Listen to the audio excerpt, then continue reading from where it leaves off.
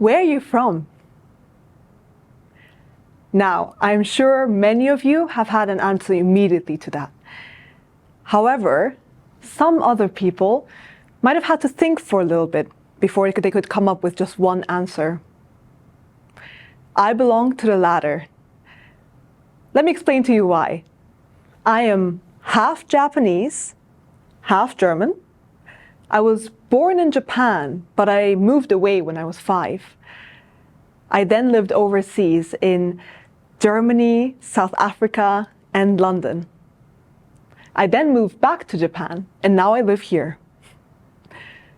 Where would you say I am from? Growing up, my parents and I would get asked this question a lot. By the new people we would meet whenever we moved, by the friends I tried to make in school. Sometimes we'd even get asked by the servers at restaurants during our vacations. And honestly, I can't really blame them. I mean, look at us. I'd be curious too.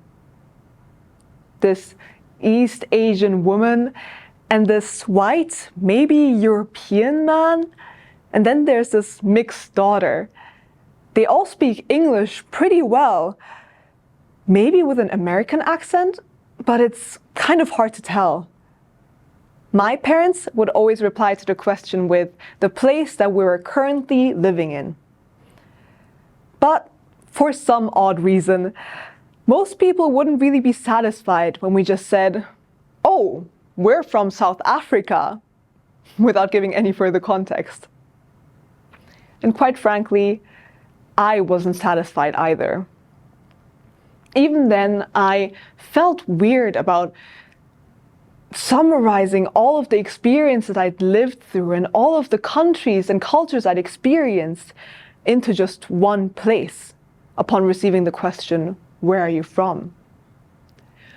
It also almost felt deceitful to not tell the whole truth.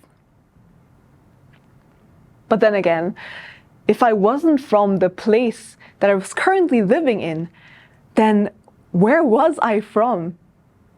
Where did I belong? It would take me quite some time to find answers to those questions. As I mentioned before, I mostly grew up in Germany, South Africa, and London. 3 of the most diverse countries in the whole world. Thanks to my parents, I had the privilege of living an extremely enriching childhood. From a young age, I was able to experience how diverse the world was. I was able to learn about countries and cultures and learn languages that many people, many children my age had probably never even heard of. I was able to live amongst people who had a huge impact on my life then and who still influence me to this day. However, I could also always admit to myself that I was just living among these people. Everything always felt temporary. I could never fully commit to saying, "I am South African" or "I am British," regardless of how connected I felt to the country and its people. Somehow, I always still felt a little bit other. And one reason for this might be my Asianness. Here's a picture of me at my 8th birthday party. Can you spot me? It might be a little bit difficult. Of course, I'm just kidding. I'm that girl in the middle with the dark brown hair and the Asian features, surrounded by all of her lovely blonde friends who looked nothing like her. Growing up in the German education system, I'm very grateful that I was never bullied for the way I looked. In fact, I felt loved and accepted by most people I met, which I'm very grateful for. I was very much part of the community, part of the Germans, one might say. But at the same time, I was also always the Japanese girl. The first real identity crisis I felt was when I moved to Japan 2 years ago. Now, whenever I move, I try to adapt myself to the country and its customs to some extent. However, this was extreme when I moved to Japan. I felt this need to prove to everyone that I was, in fact, this Japanese girl that everyone was saying I was. And so I changed myself into the ideal version of a Japanese girl that I could think of. I changed my appearance. I dyed my, at the time, ombre blonde hair to a more reserved dark brown. I threw away all of my tight-fitting, low-cut Western clothes and instead bought myself more loose-fitting, modest shirts. The entire color palette of my wardrobe changed from bright, colored patterns to simple tones.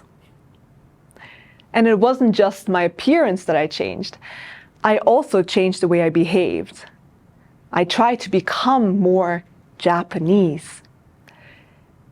So I tried to be less loud, less opinionated, less brash.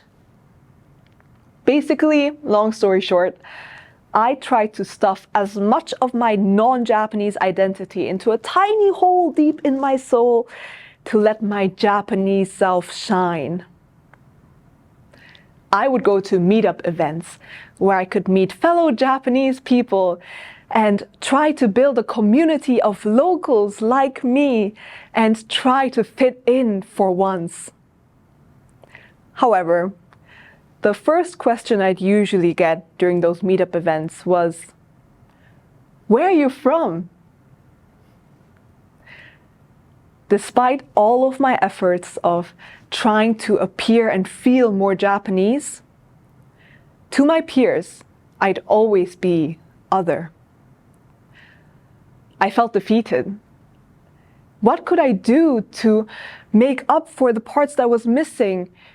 What was wrong with me? What was I missing to make myself Japanese? Why couldn't I fit in and be a part of them? For the first time in my life, I felt like I was lacking, like I wasn't enough. And in many ways, I have to admit, I was lacking. I didn't have any of the knowledge that anyone around me did. I didn't know about Japanese culture. The only thing I knew was what I'd studied up on or what my mother tried to teach me when I was younger. I barely knew any Japanese history or geography. I hadn't left Tokyo to explore Japan past age 5. I also didn't understand any of the pop culture references everyone was making. I could never be up to the standard of being a Japanese person because I'd had completely different experiences. I felt suffocated, trying to get rid of all of these parts of my identity that I loved and that I was proud of, only to try and run in a race where I would never be able to catch up to my competitors. While the people around me had gone to Japanese schooling, exploring this beautiful country and learning about it, I was going through completely different schooling, in different countries, experiencing different things. So, I could never be the Japanese girl I always thought I was. But that doesn't mean I wasn't enough. I am half Japanese. And the other half that makes up for that is German. I'm also part South African and part British. All of these parts are valid and they are a part of my identity. Turns out I wasn't lacking at all. I was overflowing with all of this knowledge that I had gained by living in different countries and experiencing different cultures.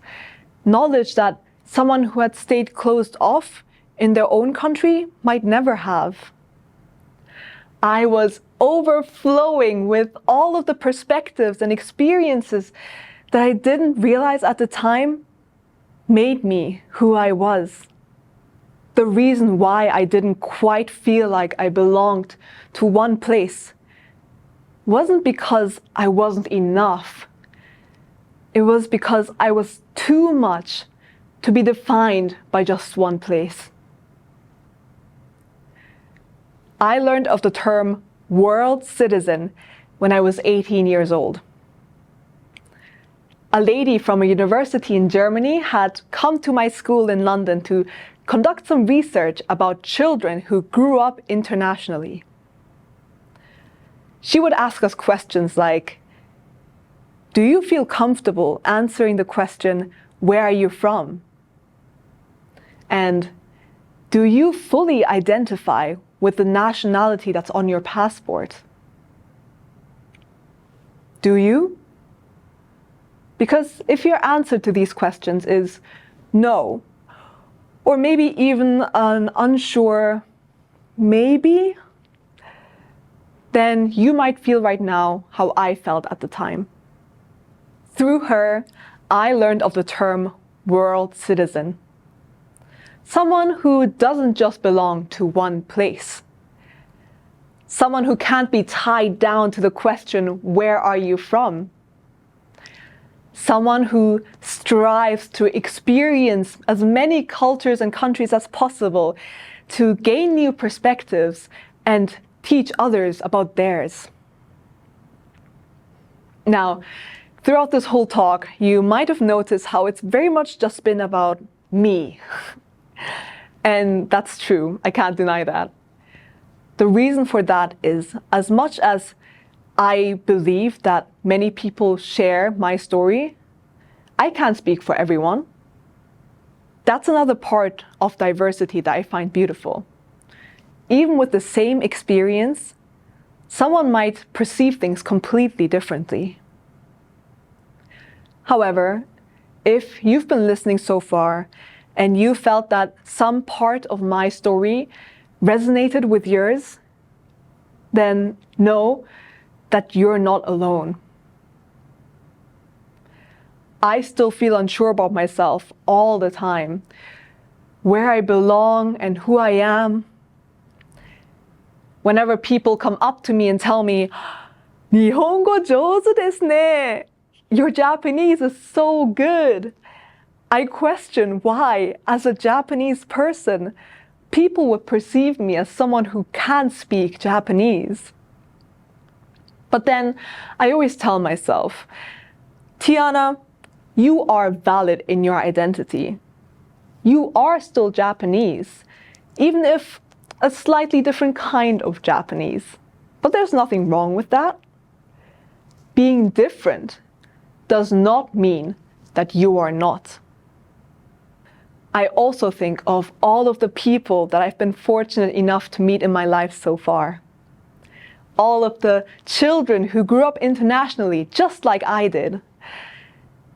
I also think of the people who might have grown up in one place, but who felt they belonged to another. I think of the people who might not be able to leave where they are right now, or who might not want to leave, but who still do their very best to make their country a home to others. Someday, when I'm asked the question, where are you from? I'd like to be confident in saying, I am a world citizen, and feel that I am a part of them.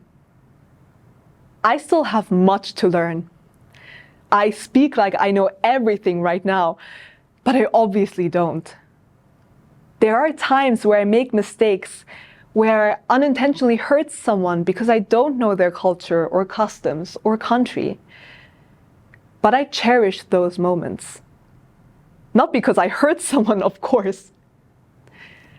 I cherish those moments because they are opportunities for me to learn. We might be different in some ways. However, in essence, we still share the same human experience. Let's stop thinking in us and them, and instead meet in the middle as we. If we're scared of something because it's different or other, then let's stop being scared of it and find out about it. And along the way, let's question what's normal to us. I enjoy learning new things, seeing things from someone else's cultural perspective, seeing how they live their lives and how those aspects could be applied to my own. Because how are we meant to know that we might be living in darkness if we've never seen the light?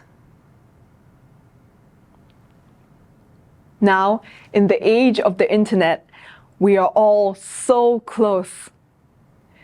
You could just open up your laptop or your smartphone and watch a video from someone across the globe. You could be learning how they live their lives. You could also be learning a language.